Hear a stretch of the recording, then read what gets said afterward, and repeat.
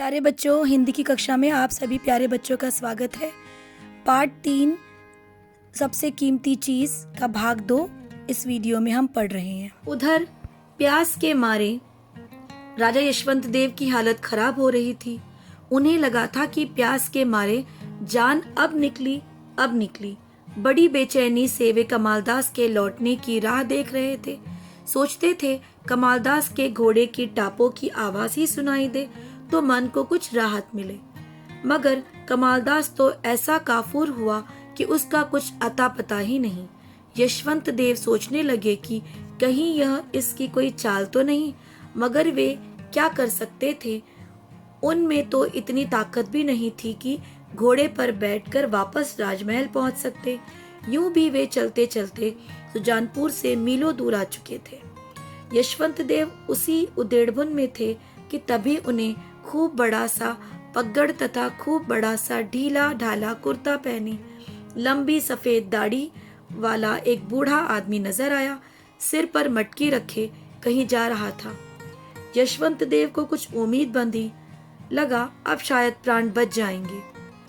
यह बूढ़ा दयालु हो तो उनके लिए जरूर कुछ न कुछ करेगा, और क्या पता उसके सिर पर रखी मटकी में पानी ही हो। उन्होंने दूर से ही पुकारा, कहा, सुनिए बाबा जी सुनिए। तो बच्चों, पाठ के इस भाग में कमालदास महाराज यशवंत को प्रतीक्षा करने के लिए कहकर वहां से चला जाता है और फिर कमालदास लौट कर नहीं आता। अब राजा यशवंत देव की प्यास के मारे बुरी हालत हो गई है। वे चल भी नहीं पा रहे थे। उनमें इतनी भी ताकत नहीं बची थी कि वे घोड़े पर चढ़कर राजमहल लौट जाते, और उन्हें ऐसा लगा कि कहीं ये कमालदास की कोई चाल तो नहीं। कमालदास ऐसा काफूर हो गया था, ऐसे गायब हो गया था कि उसका कहीं अता पता ही नहीं था। अब उन्हें प्रतीक्षा थी कमालदास की। बड़ी बेचैनी से वह घोड़े की टापों की आवाज को सुन रहे थे कि अगर घोड़ों की टापों की आवाज आ जाती है तो उन्हें थोड़ी तसल्ली मिले, मन को राहत मिले। और इसी उधेड़बुन का अर्थ होता है सोच विचार में। उन्हें दूर से एक व्यक्ति आता हुआ दिखाई दिया जिसने एक बड़ा सा पगड़ पहना था, बड़ी सी पगड़ी पहनी थी। उसका कुर्ता ढीला ढाला था, सफेद लंबी दाढ़ी थी और वह बूढ़ा दिखाई दे रहा था। उसके सिर पर मटकी थी। अब यशवंत देव को कुछ उम्मीद बंधी आशा आई कि यह बूढ़ा दयालु होगा और इसके सिर पर मटका भी है और उसमें हो सकता है पानी भी है, तो यह कुछ मेरी मदद कर सके। क्योंकि बच्चों, उनकी हालत बिल्कुल खराब हो चुकी थी, इतने थक चुके थे, उन्हें इतनी जोर से प्यास लग रही थी कि वह चल भी नहीं पा रहे थे। तो उन्होंने उस बूढ़े व्यक्ति को आवाज दी कि सुनिए बाबा जी। आइए पाठ का अगला भाग पढ़ते हैं। बूढ़े ने सुना तो पास आ गया, आंखें मिचमिचाकर यशवंत देव को देखते हुए बोला, महाराज आप यहाँ कैसे? यशवंत देव ने कहना चाहा कि वे यहाँ जंगल में घूमने आए थे, साथ में कमालदास भी था। कमालदास तो पानी लेने चला गया और वे यहाँ बेहाल बैठे हैं। पर इतनी सी बात कहने के लिए भी राजा यशवंत देव को बहुत जोर लगाना पड़ा। उनके गले से आवाज निकल ही नहीं रही थी। किसी तरह हांफते हुए बूढ़े को अपनी बात टुकड़ों टुकड़ों में समझाई। बूढ़ा मुस्कुराते हुए बोला, तो यह कहिए महाराज कि आप प्यास से बेहाल हैं। हाँ भाई हाँ, राजा ने विकल होकर कहा, क्या तुम्हारी मटकी में थोड़ा पानी होगा? क्यों नहीं महाराज, यह पानी आप पिए, इससे बड़ा सुख मेरे लिए और क्या होगा। लेकिन महाराज, यह मटकी मैं 15 मील दूर पंपा सरोवर से भरकर ला रहा हूँ। इतनी गर्मी में वहां से पैदल ही चला आ रहा हूँ। आप राजा ठहरे, यदि इस पानी का कुछ मोल दे दें तो अच्छा है। मोल? पानी का मोल? राजा ने कुछ चकित होकर कहा, ठीक है, तुम जो मांगो मैं देने को तैयार हूँ। महाराज, आप अपना आधा राजपाट मुझे दे दीजिए, बदले में मैं आपको इस मटकी का आधा पानी दे दूंगा। पाठ के इस भाग में महाराज यशवंत देव ने उस बूढ़े को आवाज लगाई और बूढ़ा उनके पास आया।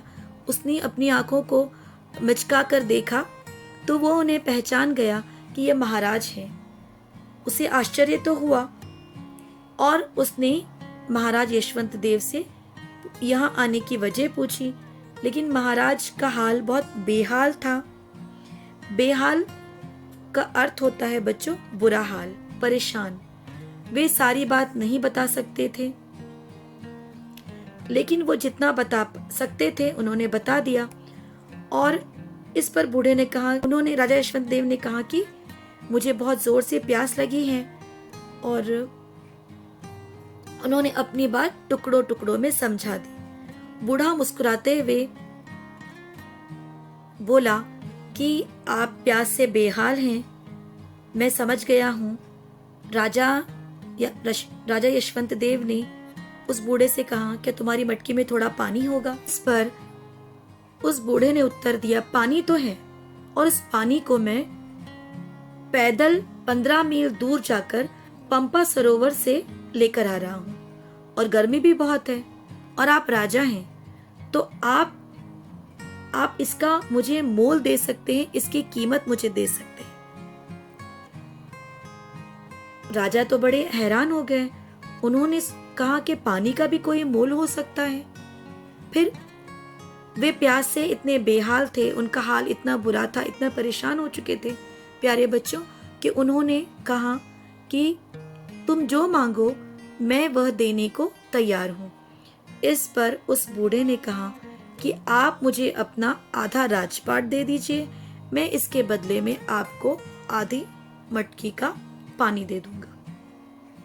आइए इस पाठ को आगे पढ़ते हैं। उस बूढ़े की बात सुनकर राजा की आंखें फैल गई, सिर चकराने लगा।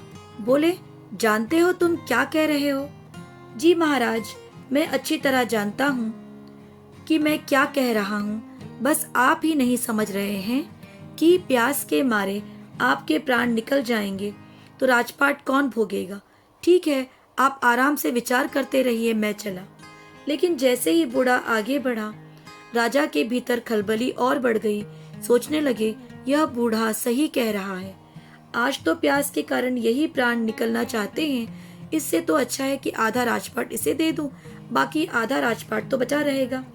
उन्होंने बूढ़े को पुकार कर कहा, लाओ भाई पानी पिलाओ, आज से सुजानपुर का आधा राजपाट तुम्हारा। यह राजा यशवंत देव का वचन है। बूढ़े ने पास आकर राजा यशवंत देव को पानी पिलाया। पानी स्वच्छ और निर्मल था। पीते ही यशवंत देव की जान में जान आई। मुस्कुराते हुए बोले, धन्यवाद बाबा, आपने मेरे प्राण बचा लिए। अभी चलिए, मैं सुजानपुर का आधा राजपाट आपके नाम करता हूँ। हाँ हाँ, 2 क्षण प्रतीक्षा करना, शायद कमालदास भी लौटकर आता होगा। तो बच्चों, कहानी का यह भाग सबसे ज्यादा महत्वपूर्ण मुझे लगता है, क्योंकि इस भाग में वह बूढ़ा व्यक्ति आधी मटकी पानी के बदले महाराज यशवंत देव का आधा राजपाट मांग रहा है, और वे उन्हें महाराज इस बात को जो है इस बात पर नाराज हो जाते हैं, और वे कहते हैं कि तुम जानते हो कि तुम क्या मांग रहे हो। उस पर बूढ़ा कहता है कि इस समय आपकी हालत बहुत बुरी है, आप इस समय मर भी सकते हो, आपके प्राण निकल सकते हैं। अगर आप यहाँ पर आपके प्राण निकल जाते हैं तो आपका राजपाट आप नहीं भोग सकते, उसका सुख नहीं उठा सकते। लेकिन अगर आपने मुझे आधा राजपाट दे दिया पानी के बदले, तो आपके प्राण जो हैं, आपकी जान बच जाएगी, और आप आधा राजपाट जो है उसका सुख ले सकते हैं। यह बात महाराज यशवंत देव को समझ में आ गई कि अगर मेरे प्राण निकल गए इस समय बिना पानी के, तो मैं राजपाट का सुख नहीं ले सकता। इससे अच्छा है कि मैं अपना आधा राज दे दूं, और आधा राजपाट तो बचा रहेगा, मैं उसका सुख उठा सकता हूँ। तो वे बूढ़े से कहते हैं कि मैं वचन देता हूँ, मुझे पानी पिला दो। बूढ़ा जो है राजा यशवंत देव को पानी पिलाता है। वह पानी बहुत स्वच्छ और निर्मल होता है, जिसे पीकर राजा यशवंत देव के प्राण जैसे वापस लौट आते हैं। वे मुस्कुराते हैं, उसका धन्यवाद कहते हैं और कहते हैं, अभी मेरे साथ में चलिए बाबा जी, मैं आपको सुजानपुर का आधा राजपाट देता हूँ। लेकिन वो कहते हैं कि एक क्षण के लिए आप रुक जाइए, कमालदास शायद लौट कर आ जाएं। आइए कहानी का अगला भाग पढ़ते हैं। कमालदास अब नहीं आएगा राजन, बूढ़े ने मुस्कुराते हुए कहा। आप व्यर्थ ही उसकी प्रतीक्षा कर रहे हैं। क्यों क्यों किस लिए? राजा ने हैरानी से पूछा। पर इससे पहले कि राजा कुछ समझ पाए, बूढ़े ने अपनी सिर से भारी भरकम पगड़ उतार फेंका। लंबी सफेद दाढ़ी उनके हाथों में थी, उसके हाथों में थी। सामने कमालदास खड़ा मुस्कुरा रहा था। राजा चौंक कर बोले, अरे कमालदास तुम? कमालदास मुस्कुरा कर बोला, महाराज अब तो आप समझ ही गए होंगे कि सोना चांदी हीरा मोती और राज सिंहासन भी से भी बढ़कर कीमती चीज क्या है। राजा यशवंत देव हंस पड़े, बोले, कमालदास तुम वाकई कमाल के आदमी हो। मुझे ऐसा पाठ पढ़ाया कि जीवन में हमेशा याद रहेगा। तो प्यारे बच्चों, यशवंत देव जी पानी पीने के बाद तुरंत ही उस बूढ़े को राजपाट देना चाहते हैं, लेकिन कहते हैं कि 2 क्षण के लिए कमालदास के लिए रुकना होगा। तो वह बूढ़ा व्यक्ति कहता है कि अब कमालदास नहीं आएगा, और ये कहते हुए वो मुस्कुराने लगता है। अपने सिर से भारी भरकम पगड़ उतार फेंकता है, दाढ़ी उतार देता है, सफेद रंग की दाढ़ी। और महाराज देखते हैं कि सामने खड़ा हुआ व्यक्ति कोई और नहीं, वह बूढ़ा कमालदास ही था।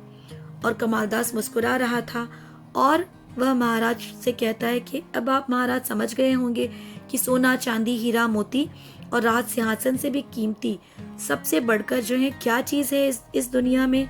महाराज कहते हैं कि वाकई कमालदास तुम एक कमाल के आदमी हो।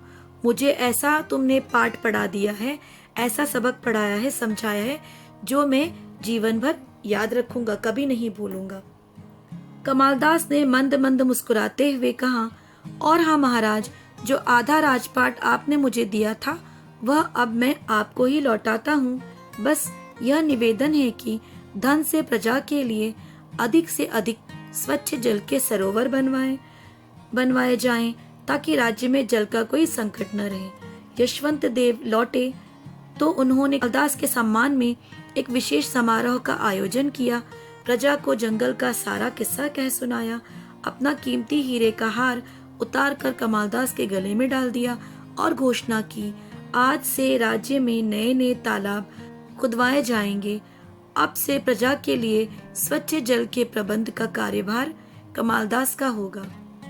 तो बच्चों, पाठ के इस अंतिम भाग में हमने पढ़ा कि कमालदास मंद मंद मुस्कुरा रहा है और उसने महाराज यशवंत देव का राजपाट उन्हें वापस लौटा दिया है।